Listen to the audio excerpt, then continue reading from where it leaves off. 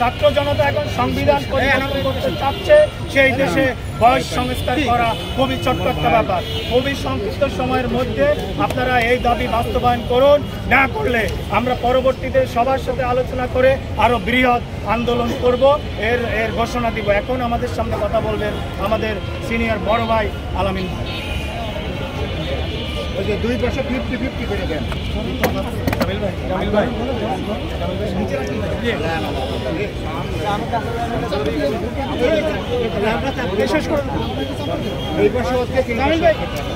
ধন্যবাদ। আজকে যারা আমাদের সঙ্গে প্রোগ্রামে ছিলেন, বিশেষ করে প্রিন্ট ও ইলেকট্রনিক্স মিডিয়া যারা আমাদের সঙ্গে সবসময় থাকেন, অসংখ্য ধন্যবাদ। আমরা সামনে প্রোগ্রাম ঘোষণা করতে যাওয়ার আগে আমি দুটো কথা বলতে চাই যে বাংলাদেশে এই 12 সাল থেকে এই 24-এর বৈষম্য বিরোধী আন্দোলনে যতগুলো আন্দোলন হয়েছে সবগুলোতেই 35 আন্দোলন সম্পৃক্ত ছিল এবং সামনের সারি থেকে নেতৃত্ব দিয়েছে। 2018 সালে কোটা আন্দোলন, এই 35 আন্দোলন তার 35-এর প্রয়োজনে কোটা আন্দোলন ঘটিয়েছিল। আমি আলামিন রাজু ওই সামাজিক বিজ্ঞান ভবনে নিজের হাতে 5টা দফা লিখেছিলাম এবং 35 দফাতে সেখানে 1 নম্বরে ছিল 35 কোটা। কিন্তু সেই সময়ে আমাদের কিছু ছোট ভাই বিভ্রান্তিতে চলে যাওয়ার জন্য আমাদের এই 35 দাবিটা সেখানে হয়নি।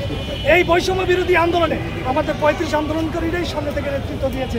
আমি নিজের গুলিবিদ্ধ এবং সবাই কিন্তু আহত হয়েছে। আমরা এই সরকারকে জানাতে চাই যে গত 16 বছর আমরা যুদ্ধ করেছি আপনাদের ওই এসি হাওয়ার বাতাস খাওয়ার জন্য নয়। মানুষ চায় যে এই 16 বছর তারা যেভাবে নিপীড়িত হয়েছে তারা সংস্কার দেখতে চায়, তারা দেখতে চায় গণতান্ত্রিক একটা ব্যবস্থা, সংবিধানের পরিবর্তন চায়, তারা চায় আইনের শাসন। আমরা দেখলাম এই 2-1 দিন আগে আমি একটা ভিডিও দেখলাম, আমাদের একজন জুলাই যোদ্ধা ভাইকে এই পুলিশ নতুন করে তাকে লাথি দিয়ে ফেলে দিয়েছে যখন সে জুলাই যোদ্ধা হিসেবে পরিচয় দিয়েছে। কতটা স্পর্ধা দেখাতে পারে একটা জুলাই যোদ্ধাকে সে? আমরা এটা কখনোই বরদাস্ত করব না। আমরা এই সরকারকে বলতে চাই, এই সরকার আমাদের সরকার, আমরা সরকারকে বসাইছি তার মানে এই না আমরা আপনাদেরকে খেলাইতে পারবো না। যদি জনগণের কোনো বাস্তবায়ন আমরা না দেখি, জনগণের আশা আকাঙ্ক্ষার কোনো বাস্তবায়ন না দেখি, আমরা আপনাদের রাখবো না। যেইভাবে সরকারকে ভাগিয়েছি আপনাদেরকে এইভাবে লাথি দিয়ে বের করে। তাই এই বৈষম্য বিরোধী সরকারকে আমরা বলতে চাই, যেহেতু আমাদের প্রাণের সরকার, আমাদের এই তরুণ যুবকদের দাবি 1 যুগের বেশি দাবি, আমরা বলতে চাই যে দ্রুত বাস্তবায়ন করেন। কোন রকম তাল বাহানা আমরা মেনে নেব না। ভাইরা, আমরা আজকে প্রোগ্রাম করেছি, আমরা 10 দিন সময় দিব।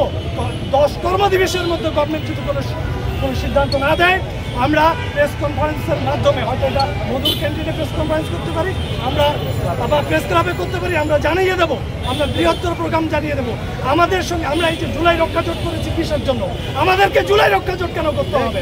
এই জুলাই রক্ষাজোটে যেই আহত, যে নিহত পরিবারগুলো আছে তাদের এখন পর্যন্ত কোনো ব্যবস্থা করা করবে। এই জুলাই যোদ্ধাদের নিয়ে, এই বয়সীমা সংস্কার যোদ্ধাদের নিয়ে আমরা আবার নতুন করে শুরু করব। তো সেই পর্যন্তই 10 কর্মদিবসের মধ্যে যদি গভর্নমেন্ট থেকে কোনো সিদ্ধান্ত না আসে, আমরা বৃহত্তর কর্মসূচি করে যাব। আমরা যে কয়টি ক্ষেত্র উন্মুক্ত, বিশেষ যে কয়টি ক্ষেত্র উন্মুক্ত আমরা বলেছি যে জনপ্রশাসন সংস্কার কমিশনের, আপনারা যারা ইলেকট্রনিক মিডিয়া আছেন, যারা আছেন, সকলকে অনেক ধন্যবাদ।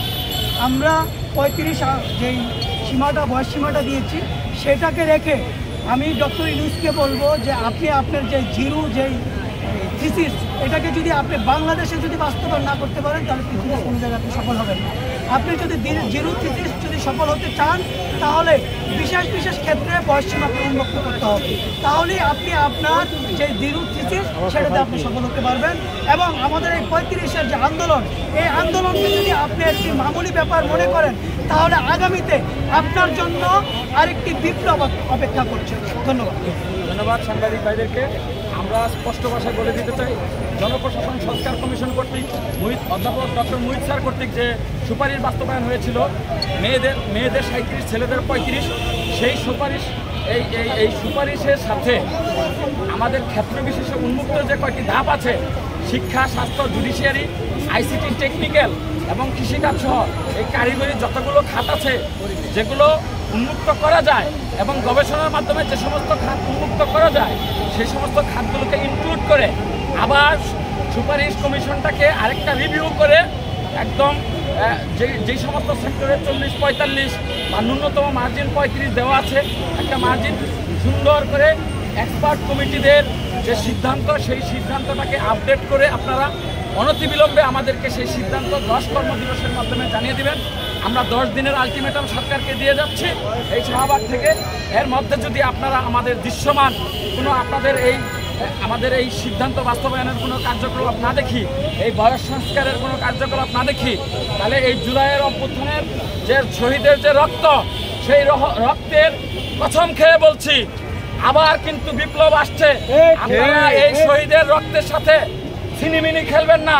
এই শহীদের রক্তের উপর দাঁড়িয়ে আপনারা সেই এসি রুমে বসে আমাদের রক্তের সাথে তামাশা করবেন না। উপযুক্ত জবাব আমরা কিন্তু রাজপথে বিপ্লবের মাধ্যমেই দেব, গণজোয়ারের মাধ্যমেই দেব।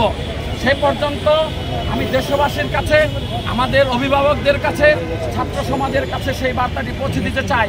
আপনারা আমাদের সাথে ঐক্যমত্য হন, দ্রুত সংগঠিত হয়ে উঠুন। আমার জেলা ও বিভাগীয় কমিটির যারা আছেন দ্রুত সংগঠিত হয়ে উঠুন। আমরা আবার ঢাকামুখী হই। আমরা ঢাকায় যে সমাবেশ দিব, আগামী যে কর্মসূচি আমরা সংবাদ সম্মেলনের মাধ্যমে জানিয়ে দিব, সেই কর্মসূচিতে সবাই স্বতঃস্ফূর্তভাবে অংশগ্রহণ করার মাধ্যমে যেন আমাদের সেই বিজয় অর্জিত হয়। কিন্তু আমরা চাই এটির পূর্বেই সরকার এই জিনিসটি বাস্তবায়ন করে দিবে।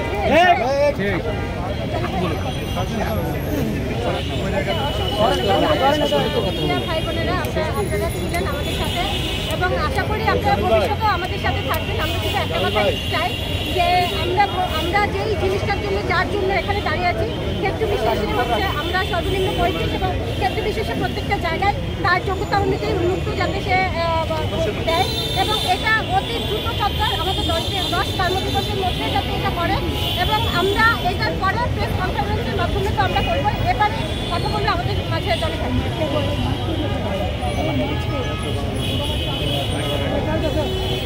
জামিল ভাই, আমরা এই অন্তর্বর্তীকালীন সরকারের কাছে একটা প্রশ্ন রাখতে চাই।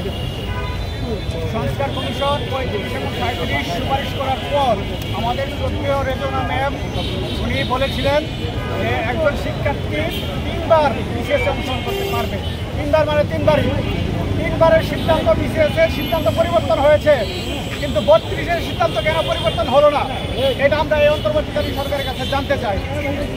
এবং সারা পৃথিবীতে যেহেতু সব দেশে বয়সীমা 35 বা তার উপরে আছে, আমাদের দেশে কেন করা হবে না সেটাও আমরা জানতে চাই। অন্তর্বর্তীকালীন সরকার অবিলম্বে আমাদের এই যৌক্তিক দাবি মেনে নেবে সেই প্রত্যাশা রেখে আজকের মতো আমরা আমাদের কর্মসূচি শেষ করছি। পরবর্তী কর্মসূচি আমরা